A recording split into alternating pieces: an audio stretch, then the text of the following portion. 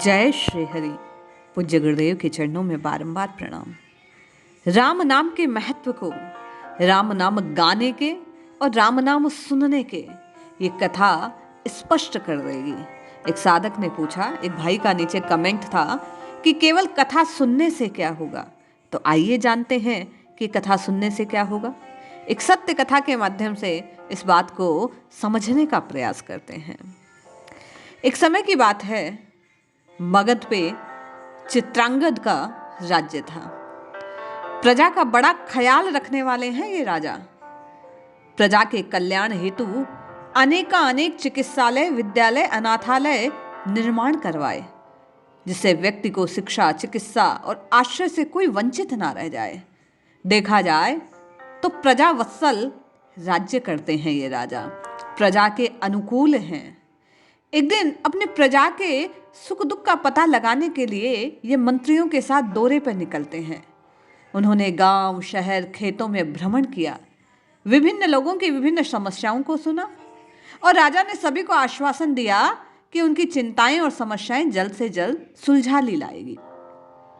जैसा कि संत महात्मा हमें कहते हैं कि राम राम राम राम रटो, सब काम बन जाएगा।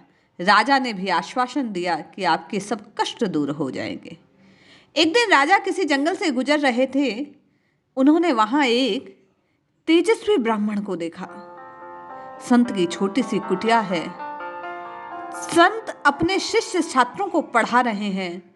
बड़े ही सादगीपूर्ण उनका व्यक्तित्व है। राजा ने संत को कुछ मोहरें भेंट करनी चाहिए। राजा हैं, धन वैभव से संपन्न है, जिसके पास जो होता है वह वही देने का प्रयास करता है। राजा ने संत को मोहरें देनी चाहिए तो संत कहते हैं, राजन इसका मैं क्या करूंगा, इसे आप गरीबों में बांट दीजिए। राजा ने जानना चाहा, कोई आपको धन दे और धन लेने से मना करेंगे तो अगले के मन में ये जिज्ञासा होगी कि ऐसा आपके पास क्या है कि आपको धन की आवश्यकता नहीं, क्योंकि कहते हैं जीवन निर्वाह के लिए सबसे अधिक धन जरूरी है।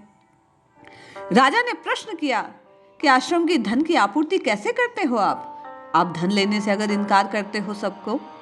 संत बोले, राजन मुझे स्वर्ण रसायन से तांबे की वस्तु को सोने में बनाने की कला आती है।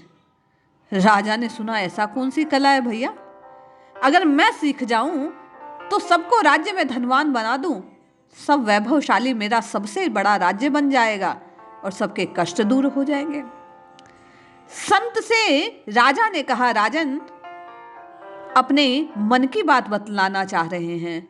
बोले, संत मैं इस कला को सीखना चाहता हूं। वो महात्मा बड़े चतुर, बड़े ज्ञानी, बड़े विद्वान। उन्होंने कहा, हाँ बिल्कुल, किंतु शर्त यह है राजन, 1 माह तक आपको हमारे यहाँ सत्संग सुनना होगा, तभी स्वर्ण रसायन बनाने का तरीका मैं आपको बता दूंगा। राजा को लगा कि बस बात इतनी सी है, 1 महीने यानी 30 दिन सत्संग ही तो सुनना है और मैं इतना बड़ा विज्ञान सीख जाऊंगा, ये कला जान जाऊंगा, सब काम बन जाएंगे। राजा ने महात्मा के कहे अनुसार, संत के कहे अनुसार 1 महीने 30 दिन तक सत्संग सुनने का प्रण ले लिया। रोज सुबह आता, महात्मा के द्वारा बतलाई गई बातों को सुनता।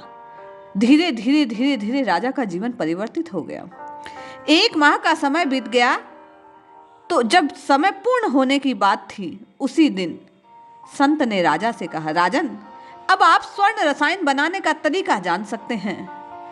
राजा ने अपना मुकुट उतारा, वहां खड़े अपने मंत्री को पकड़ा दिया और गुरुदेव के चरणों में, उन महात्मा के चरणों में साष्टांग प्रणाम करने लगा और कहने लगा, महात्मा आपने स्वर्ण रसायन की, अब मुझे क्या आवश्यकता, आपने मेरे हृदय को अमृत रसायन पिला दिया, अब इस असार संसार में मेरा क्या लेना देना। यही काम करता है सत्संग। आपने कहा कथा सुनने से क्या होगा, कथा यदि आपने वास्तव में श्रवण की तो निश्चय जानिए आपकी जीवन की प्रत्येक समस्या का हल सुनते सुनते आपको स्वतः मिल जाएगा। ध्यान से संत वाक्यों को सुनिए, संत द्वारा कही गई कथाओं को सुनिए, राम जी के चरित्र को जानिए, निश्चय जानिए। श्रवण करने मात्र से आपके जीवन की दशा और दिशा दोनों परिवर्तित हो जाएगी। मुख से नाम जपना है, और कानों से प्रभु की लीला कथाओं को पान करना है, ये दोनों कार्य मिल गए तो आपका जीवन धन्य हो जाएगा। जय श्री हरि।